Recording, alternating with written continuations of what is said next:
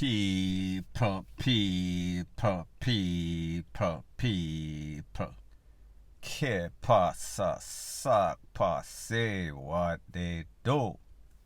Now, people, we see that the defense team is now cross-examining the witnesses in the Klansman, Blackman, one order case. And we see that two witnesses, witness 1, witness 2, they made some damning allegations. And one of the most significant damning allegation is as it pertains to the chairman of the JUTC, Douglas Chambers, that was taken out 2008. Blackman was tried in 2016 because lack of evidence. He bust the case, so therefore, people, he beat that case at a trial. There's a thing in rule and law that is called double jeopardy, in which it says that you cannot be tried for the same crime over and over. However, because of the fact that he is being tried as the leader of a gang organization, it makes a little difference. So therefore, I say this to say that when we look at the history of Tesha Miller, Klansman, one done, one order, whatever you want to call it, we see that Tesha Miller was also in that case in which Mr. Douglas Chambers lost his life. And based on the witness in that case, Tesha Miller was the puppet master, so therefore he was given the orders.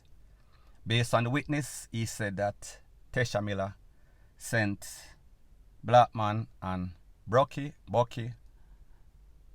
to go and do the hits, and they went and they took out Mr. Chambers.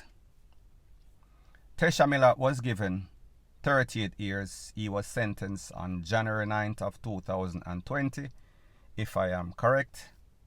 He was given 38 years and some months, something like that. Give or take a few months, it does not matter. Life imprisonment.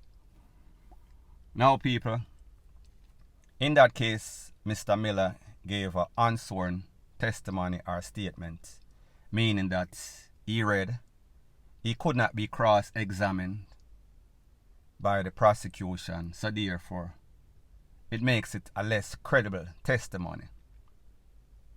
On sentencing day, the judge, he said that because of the fact that he gave an unsworn testimony and he did not admit, he did not seem as somebody that was willing to admit that he was guilty.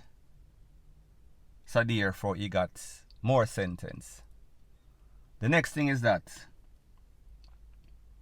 Tesha Miller did not plea bargain, he took it to trial. So therefore, Tesha Miller now has the option of an appeal. Tesha Miller was represented by one of the top 5 lawyers in Jamaica, Bert Samuels, I think. So therefore, he basically opened the door. Now, people, as it pertains to witness 1 and witness 2 in this case, witness said that Blackman told him that he took out Douglas Chambers. Witness said that Blackman showed him the tool in which they use and they ordered somebody to get rid of the tool. He did not want that tool to be in Spanish Town, St. Catherine.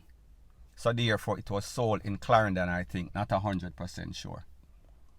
So therefore him get rid of the tool. He got rid of the JUTC chairman Douglas Chambers because he was stopping the food. Now, people, remember, Blackman is being tried as the leader of the gang.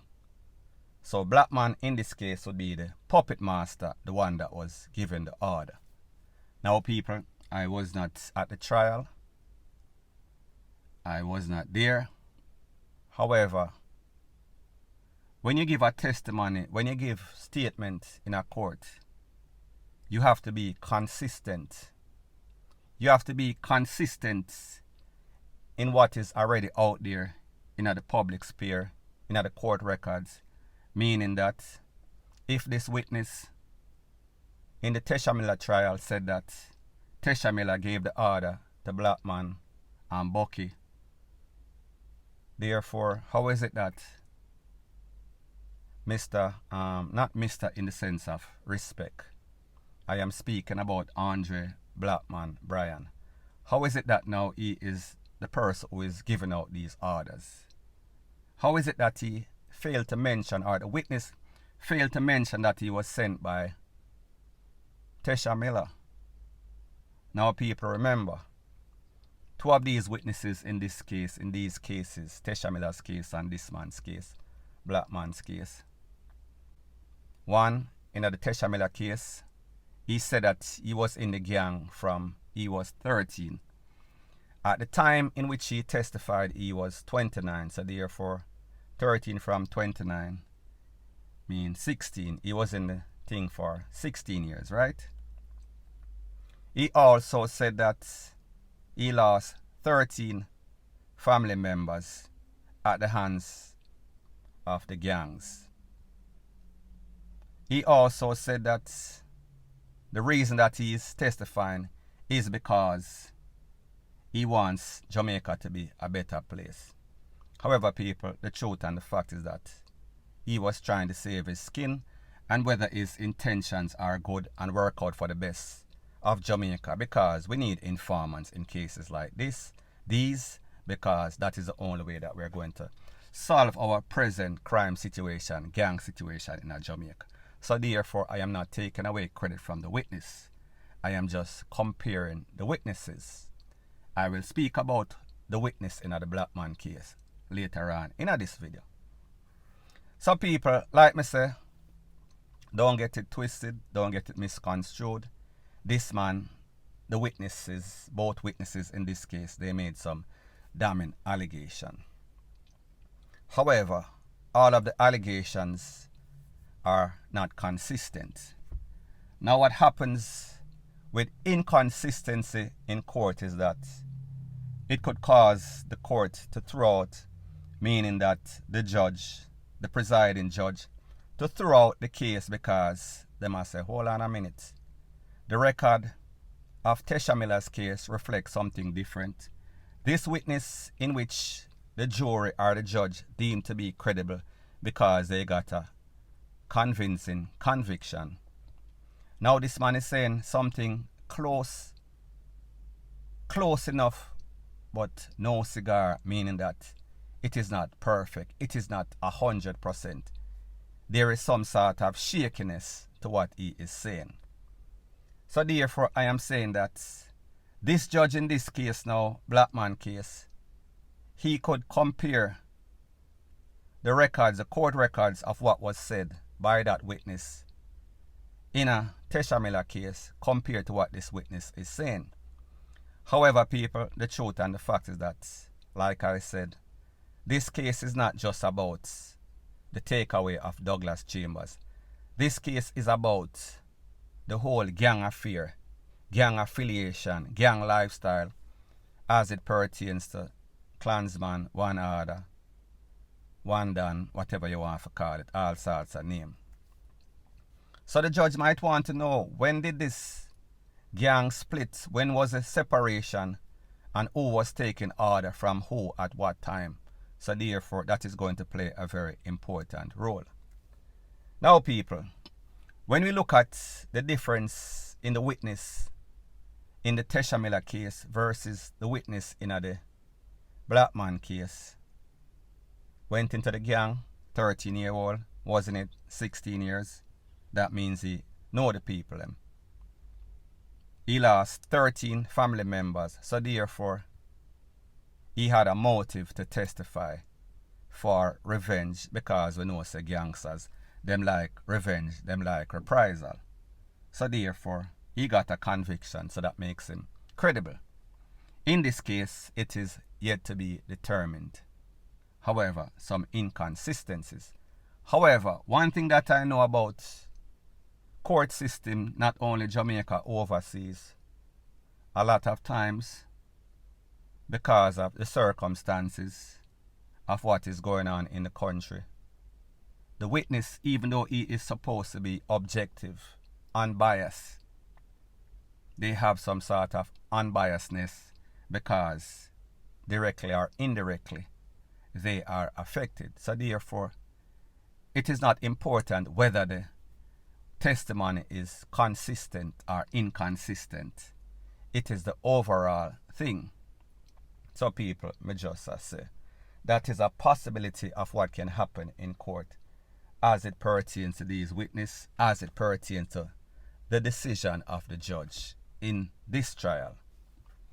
So people, I say this to say that, and this is based on conversations that I've had with persons that work in the courts, whether it be the popo, investigator, whether it be pro-prosecution, pro-defense.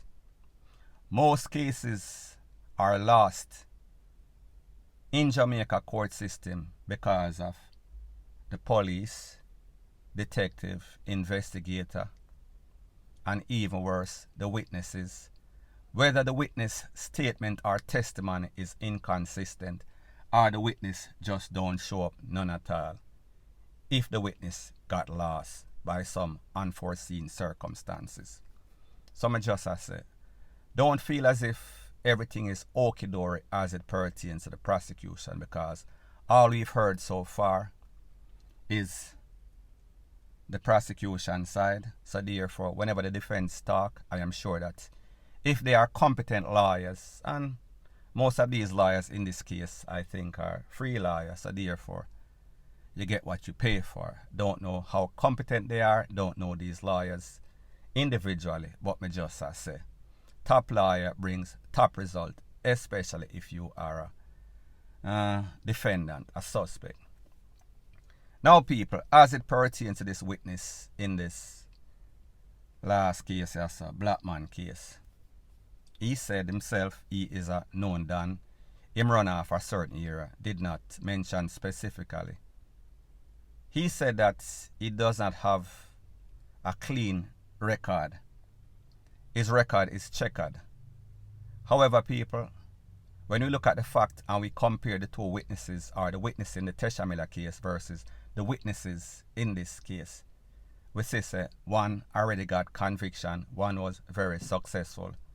One had a motive why he wanted to testify, why he would be deemed more believable that he wanted to see some sort of changes. 16 years in the thing, therefore he knows these people. So therefore, the average juror would believe his story. What is going to happen as it pertains to this man?